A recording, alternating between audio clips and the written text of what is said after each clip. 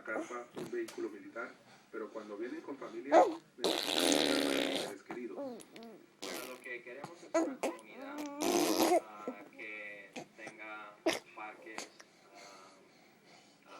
lugares de actividades para las familias. Construir estas viviendas, oficiales de la base militar se reunieron con compañías constructoras y de bienes